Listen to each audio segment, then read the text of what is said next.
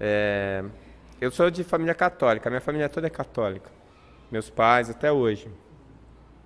Minha mãe até ela entrou em crise de consciência quando eu entrei para o Espiritismo, porque eu comecei a escrever livro, fazer palestra, e ela falava assim, mas meu filho, agora eu tenho, você acredita em reencarnação, eu leio o que você escreve, eu acho que você está certo, mas eu continuo católica, como é que fica?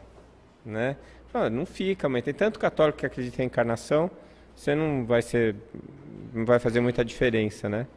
Mas nessa minha formação católica, tinha uma coisa que me incomodava bastante, que era essa história de Jesus ser Deus, né?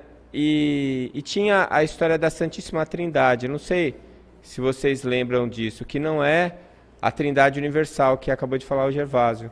A Santíssima Trindade era assim, que é o Pai, o Filho e o Espírito Santo. Quando a gente faz o sinal da cruz, era o Pai, o Filho e o Espírito Santo, dizendo que era a mesma coisa. E eu tinha aula de catecismo, e uma vez eu perguntei para a professora como é que era essa história, porque eu não conseguia entender. Como é que Jesus podia ser Deus? Como é que ele podia ser o Pai e o Filho? E quem era esse tal desse Espírito Santo que também eu não conseguia entender?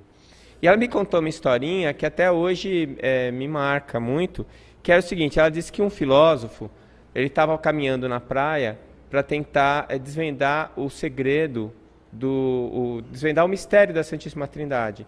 E ele vinha estudando e pensando sobre quais as possibilidades e como é que aquilo podia ser daquele jeito e como é que ele podia desvendar esse mistério. E aí ao longe assim ele viu um garotinho assim pequenininho, e o garotinho corria na praia, na água do mar, voltava e mexia, se agachava e mexia em alguma coisa na areia. Voltava, ia até a água, pegava alguma coisa, voltava, e ele se aproximou e ele percebeu que o menino tinha um dedal. Esse dedal que protege o dedo da costureira, não sei nem se usa mais isso. E ele ia com o dedal na água do mar, pegava, enchia o dedal, ia até um buraquinho que tinha na areia e jogava a água dentro do buraquinho. Aí o filósofo olhou para ele e falou assim, o que você está fazendo? Aí o gurizinho virou para ele e falou assim, eu vou pegar toda a água do mar com esse dedal e vou colocar dentro desse buraco. Aí o filósofo começou a dar risada e falou assim, mas você não vai conseguir fazer isso nunca. Aí vira o menino para ele e falou assim, nem você vai conseguir resolver o mistério da Santíssima Trindade. Né? Eu achei aquilo, no dia que ela me contou, eu fiquei meio incomodado com aquilo, porque eu desde pequeno eu sou muito chato, sabe? Eu sempre acho que as coisas têm que ter um porquê. Né? Sabe aquela fase que aos 6, 7 anos, que tudo que você fala, o teu filho fala assim, mas por que, mãe? Mas por que, mãe? Eu não passei dessa fase, eu estou até hoje. Né? Tudo tem que ter um porquê. E depois, quando eu comecei a estudar, eu comecei a me preocupar com a ciência, o conhecimento, eu descobri que a ciência, ela não aceita o acaso. A gente usa certas palavras sem, às vezes, perceber direitinho o que elas significam. O prefixo a significa negação. Caso vem de causa. Então, acaso é o que não tem causa. Bom, para a ciência, tudo tem causa. Para a natureza, para as leis universais, para as leis da física, da matemática, da biologia, tudo tem que ter uma causa. A diferença que existe é a seguinte, às vezes a causa é conhecida e às vezes não. Então, tem algumas coisas que acontecem que elas parecem, assim, milagrosas. Na verdade, o milagre é um fenômeno notável cuja causa nós desconhecemos. Né? E aí, depois parando para ler algumas pessoas, mais para frente, alguns cientistas e alguns filósofos da ciência, certa vez eu li um texto, nem lembro de quem era, que ele falava assim, que para o físico, o conceito de Deus era uma necessidade teórica. Porque tudo tem que ter uma causa. E algo não pode ter origem do nada. Então você tem que ter sempre algo antes. Então, a teoria que é vigente hoje, que tem sido aperfeiçoada e muito discutida sobre a origem do universo, é a teoria do Big Bang. Todo mundo aqui já ouviu falar, né? Tudo bem, o Big Bang fala de uma quantidade de matéria, de energia, tal, e tudo explicado matematicamente. Que legal, muito bom. Mas e o que tinha antes do Big Bang? Ah, não tinha nada. Se não tinha nada, da onde surgiram os elementos que provocaram o Big Bang? Então você vê que a própria ciência precisa de uma causa sempre. E aí o conceito de Deus entra como causa primária, né, de todas as coisas. Então, se eu tiver uma causa primária, aquela causa pode explicar tudo o que existe.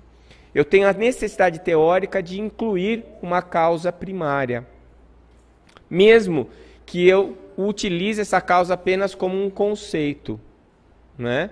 Então, quando eu encontrei o Livro dos Espíritos e fui ler pela primeira vez, eu já era médico, eu estava fazendo pós-graduação, eu já tinha algumas coisas na minha cabeça, e aí eu fui ler, na primeira parte, no primeiro capítulo, na primeira questão, alguém sabe qual é a pergunta? Que é Deus? Né? Então, aquilo, na hora e ainda, olha, a tradução que eu li, nem todas estão assim, tem umas que tem o que é Deus. Na tradução que eu li era que é Deus, não tinha um artigo, nem quem, nem o que, né? Era que é Deus. E aí vem a resposta, causa primária e origem de todas as coisas. Pronto, eu já era espírita. Na primeira questão do primeiro do livro, da primeira parte, por quê? Porque aquilo era um conceito científico que era colocado de uma maneira muito clara e que é uma necessidade teórica. Agora, eu pergunto para vocês, vocês conseguem, nem todo mundo interpreta essas duas palavras desse jeito, eterno e infinito. Eu interpreto assim, ó, infinito. O que é o prefixo in? O que ele significa? Quem sabe? Infeliz é o quê? Sem felicidade. Infinito, sem fim. E o eterno é igual. Tem gente que usa como sinônimo, mas na minha cabeça, eterno, o infinito, ele pode ter um começo. Nós, por exemplo, como espíritos, nós tivemos um começo, mas nós não vamos ter um fim. Então nós somos infinitos. Isso cabe na minha cabeça, acho que cabe na de vocês também. Uma coisa não ter fim. Tá, mas cabe na cabeça da gente uma coisa que nunca teve começo? Dá para entender isso, não? Na minha cabeça não dá. Aí é o eterno. Então, assim, já começamos a ter problemas, porque Deus, como sendo causa primária e origem de todas as coisas, ele não teve começo, ele é eterno. E o eterno não cabe na minha cabeça, porque todos os meus referenciais, tudo que existe ao meu redor, a minha maneira de pensar, tudo está relacionado ao tempo, com um começo, meio e fim. Eu posso até dispensar o fim, mas o começo, como é que eu vou dispensar o começo? E como cientista, todo cientista busca o quê? A causa. A causa é o quê? O começo. Então vejam vocês que eu comecei a pensar num Deus um pouco diferente, aliás, muito diferente, daquele Deus que eu tinha aprendido nas aulas de catecismo e aquele Deus para o qual eu rezava. Porque eu tenho que confessar para vocês que apesar de todo o esforço da minha mãe e da minha professora de catecismo, eu nunca achei que dava para Jesus ser Deus. Porque eu não conseguia entender isso. Eu falava, mas quando ele estava na cruz, ele falou, Pai, perdoa que eles não sabem o que faz. Ele estava falando com ele mesmo. Ele tinha que ter alguém para quem se referir. E ele falava do Pai, o reino do meu Pai e tal, aquela coisa toda. Então eu nunca conseguia entender. Mas o Deus, para mim, ainda era um Deus, quem é Deus, e não que é Deus. Deu para entender o que eu estou querendo dizer? Porque assim, o Deus que eu aprendi era um ser, na verdade era um homem, na verdade era um velhinho, de barba branca, muito bonzinho, e que estava sentado num trono no céu. Quanto tempo essa imagem ficou na minha cabeça? Quanto tempo? Vocês não concordam comigo que isso é meio pueril? Que a gente já tem uma certa maturidade para a gente tentar evoluir esse conceito? Porque, vocês sabem, o que eu vou falar para vocês não é uma coisa muito confortável, pelo menos não foi para mim. Mas, assim, uma das coisas mais fortes da doutrina espírita, na minha opinião, uma das mensagens mais poderosas da doutrina espírita, é que ela diz o seguinte para você: você é o dono do seu destino.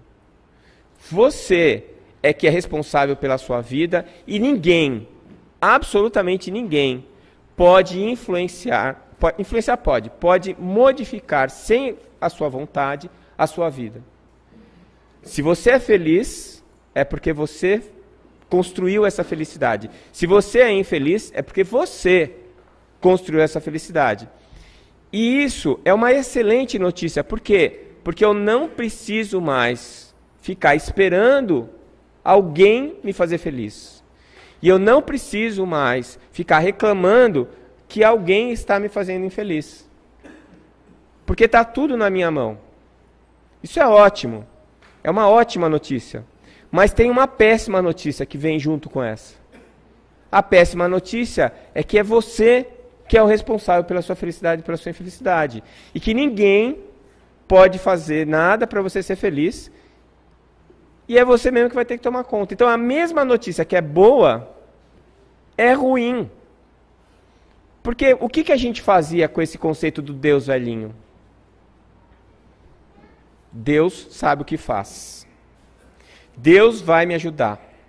Deus vai me dar essa graça. Deus vai resolver esse problema para mim. Porque Deus, você quer, coitado do cara. Você já imaginou todas as almas do universo, e eu acho que devem ter muitos universos, todo mundo falando na orelha dele, e pedindo um carro, uma casa, pedindo uma graça, pedindo um... Concorda que tem alguma coisa errada aí? A coisa errada é a seguinte: a gente sempre gostou de terceirizar a nossa vida. É muito mais fácil eu reclamar de alguém e dizer que a minha vida é uma droga porque esse alguém me fez infeliz, do que eu assumir que eu errei e por isso eu sou infeliz. É muito mais fácil eu ficar sentado esperando vir a minha princesa encantada ou o meu príncipe encantado, do que eu tratar de construir uma vida em que eu me satisfaça comigo mesmo e com as coisas que eu faço. Eu sempre brinco com isso. Beijar o sapo para virar príncipe, eu acho que é impossível. Mas todo mundo que casou com príncipe, quando beija, que é o casamento, vira sapo depois.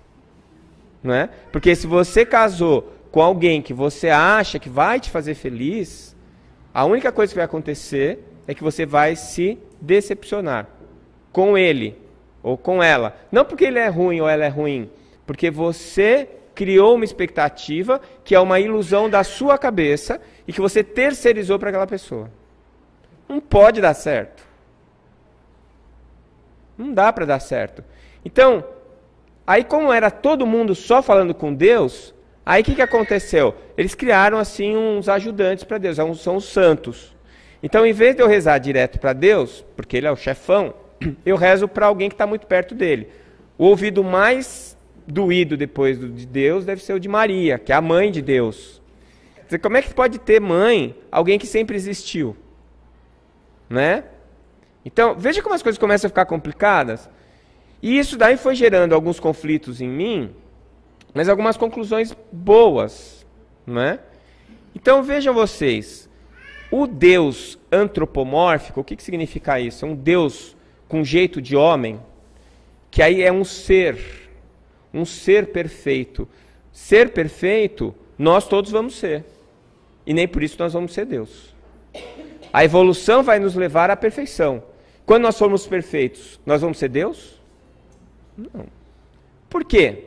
Porque nós somos seres infinitos e Deus é eterno. E mais, nós somos seres, Deus não é um ser. Deus é mais do que um ser. Não dá para a gente conceituar Deus? Alguém consegue me explicar o que é Deus? Eu acho que explicar Deus é mais arrogante do que negar. Como é que eu posso explicar alguém ou algo que me criou? Né? O Beto Roden, que é um filósofo brasileiro, que escreveu coisas muito bonitas, ele dizia certa vez que Deus seria esse que em tua consciência coubesse. O mar circunscrito a uma concha ainda seria mar?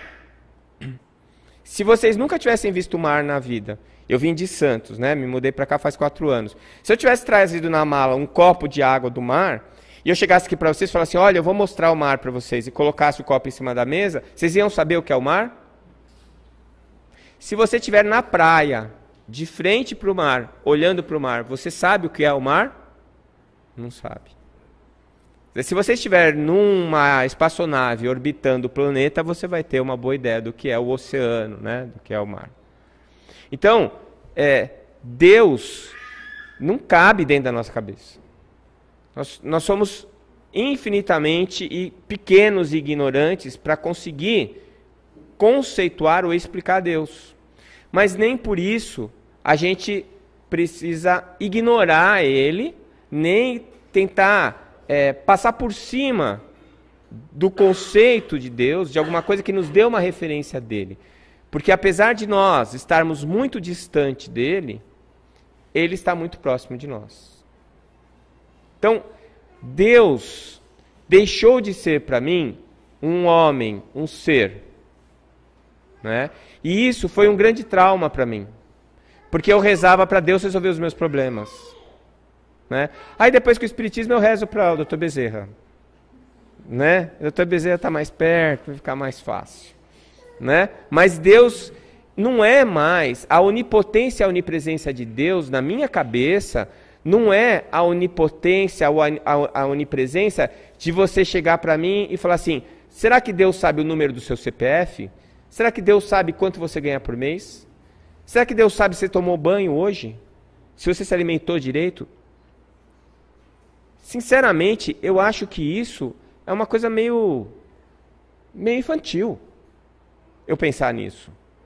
Né? Porque assim, Deus é um conceito muito mais amplo e gigantesco para ele ter a onisciência de saber coisas do meu dia a dia. Né? Será que ele tem consciência da minha existência? Sim. Mas será que ele sabe que eu chamo Décio, que eu moro na Rua Jocondo, que eu me mudei para... Não. Porque isso é irrelevante. Isso não muda o universo, isso não muda as coisas, isso não muda a minha vida. Porque quem muda a minha vida sou eu. Porque ele deu para os seres vivos e para os seres inteligentes o livre-arbítrio. E o livre-arbítrio é exatamente o que a palavra diz, livre-arbítrio, escolha livre. Eu escolho o que eu quiser escolher. E a partir dessas escolhas, eu aprendo. Porque se eu escolho certo, eu tenho bons resultados, aquilo me faz bem, eu repito, falo, deu certo, isso é legal. Se eu escolho errado, aquilo traz más consequências, eu sofro com aquilo, não vou fazer mais. Né? Então, a tentativa e erro, ela é o produto do meu livre-arbítrio. E é o mecanismo pelo qual eu aprendo. E aprendendo, eu evoluo. Evoluindo, eu vou ampliando a minha consciência. Quanto maior a minha consciência, mais eu percebo, mais eu amplio o meu livre-arbítrio, maior é a responsabilidade dos atos das coisas que eu escolho. Né? Então, Deus para mim é algo, ele é um conceito na minha cabeça, mas ele não é uma pessoa. Então, como é que eu vou pensar em Deus se ele é uma coisa que eu não consigo abstrair na minha cabeça? Bom, quem é que está mais perto dele que eu conheço? Jesus. Não é? Então, eu vou colocar a imagem de Deus em Jesus. E onde é que fica o Espírito Santo? De vez em quando aparece alguém que traz mensagens de Deus. Né? Quem é que falou com Maomé? Como é que Maomé recebeu as mensagens? Mediunidade ou não? Eu estou errado? Foi mediunidade. E quais os outros profetas todos que vieram e que trouxeram mensagens? Mensagens de Deus. Eram médiuns que estavam manifestando a presença de espíritos. Então, os espíritos do bem é o Espírito Santo. E se fosse um espírito perturbado, primitivo, aí já é o demônio, é do outro time, já não é com a gente. Então, vejam bem, 3 coisas difíceis. A única coisa fácil da gente entender era Jesus, porque ele estava encarnado, era ele, estava lá, todo mundo viu. Ele mudou a história do planeta, é antes e depois dele. Tem um monte de coisas sobre o que ele escreveu, ele ensinou um monte de coisa pra gente. Fácil. Bom, vamos atrelar o conceito de Deus, que ninguém vai entender mesmo, e vamos colocar o Espírito Santo junto, Santíssima Trindade. E aí, se alguém perguntar, você fala que é impossível. Aí conta a história do menininho na praia. Não é? Será que a gente ainda não pode resolver esse problema? Será que a gente ainda não tem condições de dividir essas 3 coisas? Eu acho que tem. Entender Deus? Não. Né? Eu acho que o máximo que a gente pode chegar de Deus é exatamente o que está na primeira pergunta, é a resposta que está na primeira pergunta da primeira parte do Livro dos Espíritos. Que é Deus? Origem e causa primária de todas as coisas. Pronto. O resto é com a gente. E o meu referencial? Jesus. Por quê? Porque é o chefe do planeta, porque ele está em contato conosco, porque ele já esteve encarnado aqui, que aliás deve ter sido muito doloroso. Todo mundo fica lamentando, né, a crucificação. Ele devia estar bem feliz no dia da crucificação, porque estava indo embora e tirando do sapato 24, o pé 42 dele. Né? Agora, encarnar deve ter sido muito, muito, muito difícil para o espírito que já estava vivendo num plano que não tinha nem matéria. Ele vinha descendo, descendo, descendo, descendo, descendo, até chegar num plano de luz coagulada, de matéria materializada, como é desse nosso planeta. Esse sacrifício de Jesus demonstra o que é um amor incondicional. Um espírito que não tem mais o que evoluir, um espírito que já está numa outra condição, fazer um esforço desse, e ainda assim, né? Como deve ser chato você estar do lado de pessoas que você ama e que não entendem droga nenhuma do que você está querendo falar, né?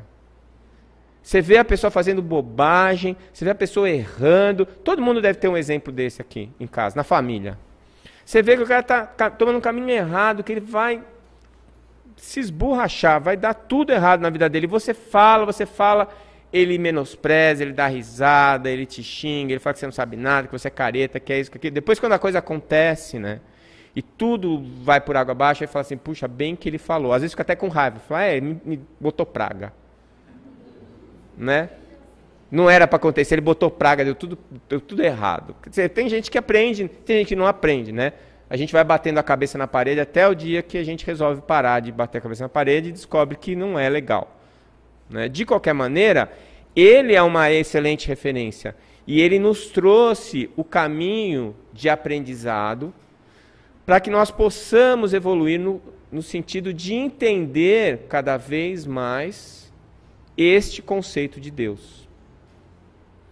Agora, Deus é a causa primária e origem de todas as coisas. Ele não é a causa imediata de todas as coisas. Então, tudo que eu perguntar para você, e perguntar assim, quem criou isso? Você falar, Deus criou, não está errado. Mas não é a tradução mais pura da verdade. Por exemplo, Deus criou essa casa? Foi Deus que criou? Ele criou o pedreiro, ele criou o planeta, então ele criou a casa. Causa primária. Ele não veio aqui, botou o tijolo, não foi. Nem veio aqui e fez assim, plim, e nasceu, a casa ficou pronta. Alguém veio aqui, alguém desenhou, alguém fez os cálculos, alguém trabalhou, deve ter suado bastante para fazer a casa acontecer. Né? Então, a causa imediata do prédio foram as pessoas que trabalharam nele. Deus criou você? Sim. A sua alma? Sim. O seu corpo? Sim. A causa primária de todas as coisas. Mas ele não criou você, ele não é a causa imediata. A causa imediata do seu corpo hoje é a sua alma. Quando você reencarnou, você pegou o material genético do seu pai e da sua mãe e você impôs, você influenciou aquele material genético de maneira que você tivesse o corpo que você tem hoje, com as facilidades que você tem, as doenças que você tem, as habilidades que você tem. Então não adianta reclamar para Deus. Bem que eu podia ter nascido com o olho azul. Bem que eu podia ser mais alto. Bem que eu podia ser mais magro. Não adianta. Porque foi você que fez desse jeito. E fez porque era o que você podia fazer. E olha que tinha gente te ajudando. Tinha muita gente te ajudando. E não era Deus. Eram outros espíritos como você, mais adiantados, que tinham condições de te ajudar a planejar essa experiência que você está tendo hoje. Então, você é a causa imediata do seu corpo. E a causa imediata da sua alma? A evolução do princípio inteligente.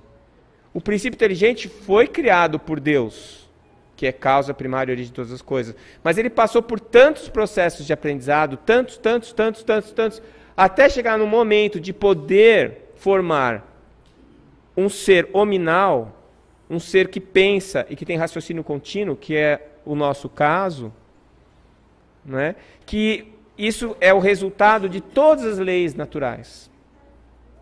Então, essa minha tese prova que Deus não é brasileiro, porque ele fez leis que são cumpridas, e ele fez leis perfeitas.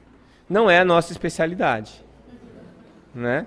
Então, se ele era brasileiro, nós desvirtuamos bastante do caminho desde que ele começou.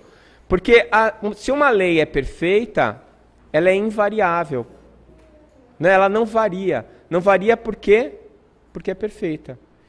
E as leis perfeitas, elas conduzem à perfeição. E é o que acontece conosco. Né? Ele criou o mal? Deus criou o mal? Se nós, que somos tão medíocres, se a gente fosse fazer qualquer coisa, a gente não ia criar o mal, você acha que Deus vai criar?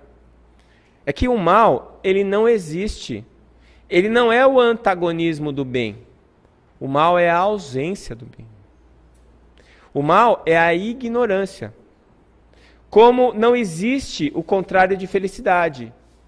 Por isso que a gente usa a palavra infelicidade. Infelicidade é a ausência de felicidade. Já a alegria tem contrário, é a tristeza. Porque a alegria é rápida, passa. A tristeza também. Então eu posso estar triste e ser feliz. Eu posso estar alegre e ser infeliz.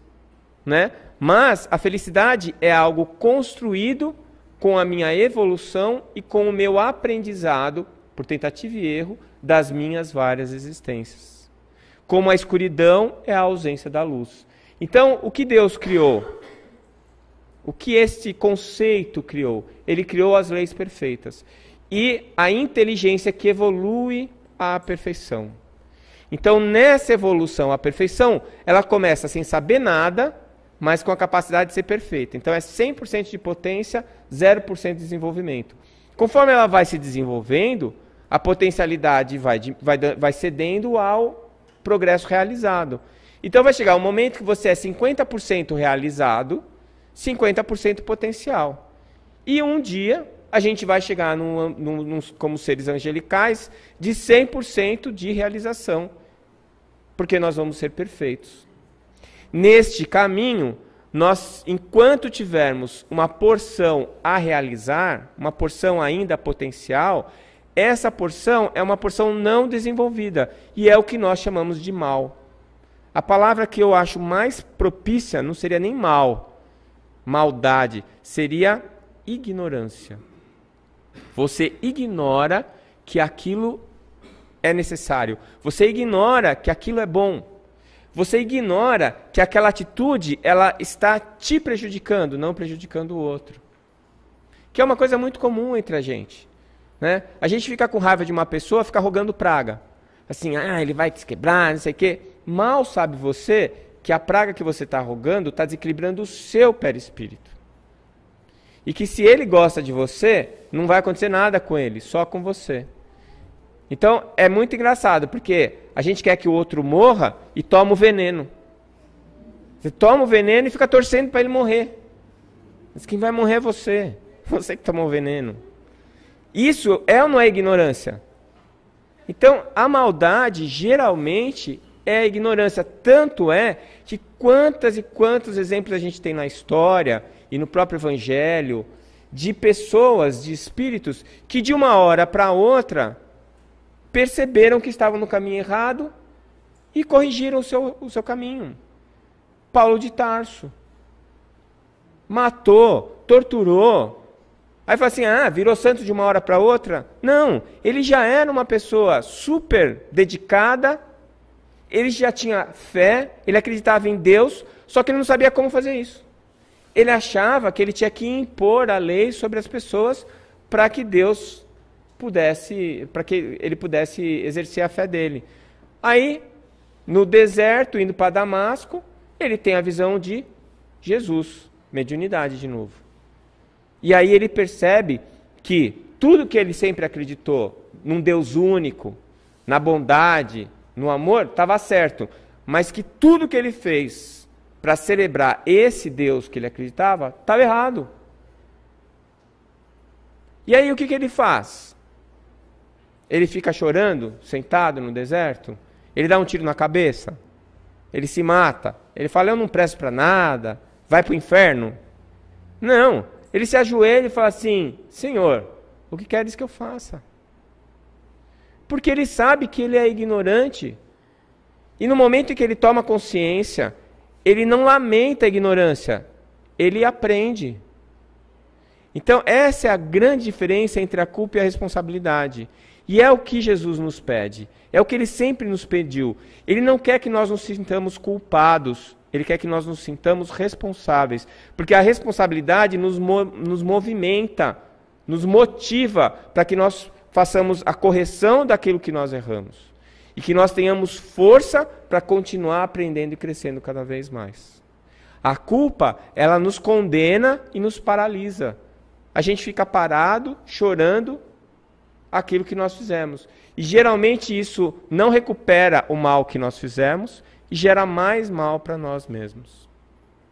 Então, essa história de um Deus que pune, né? Vocês já ouviram falar isso?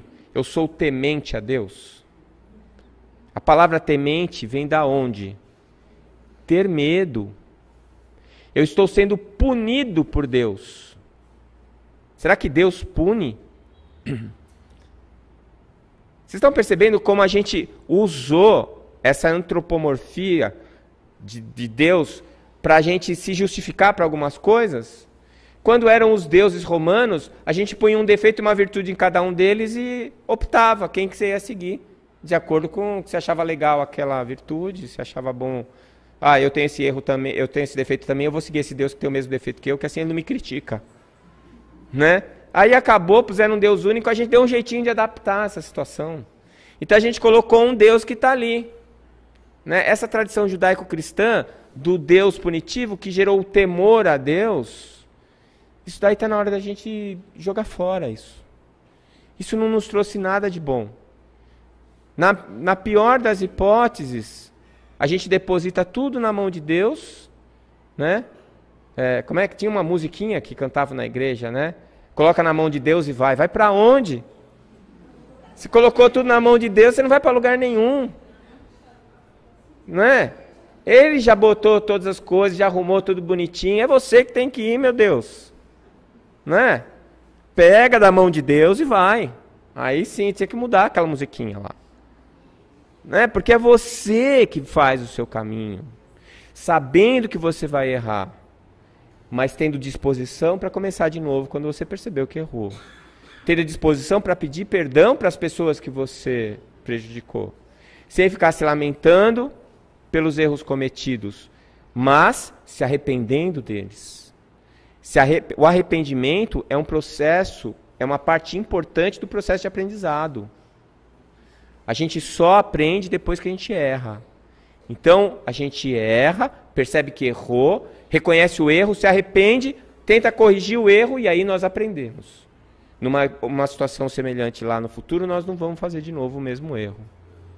Então, a minha proposta hoje para vocês é deste Deus conceito.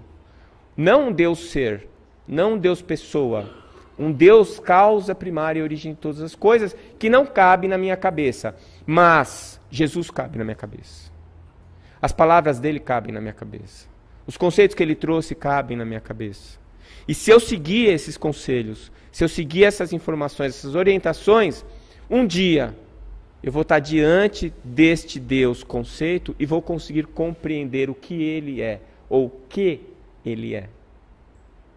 Vou conseguir compreender que ele é e como tudo acontece em todos os lugares, né? Vou conseguir compreender que o tempo não existe, porque ele é eterno e ele sempre existiu. Vou conseguir compreender como ele arquitetou um universo de leis perfeitas que, de uma maneira ou de outra, apesar do meu livre-arbítrio, eu vou acabar dando certo. Por mais decisões erradas que eu tome na minha vida ou nas minhas vidas, as leis naturais me colocam de volta no rumo.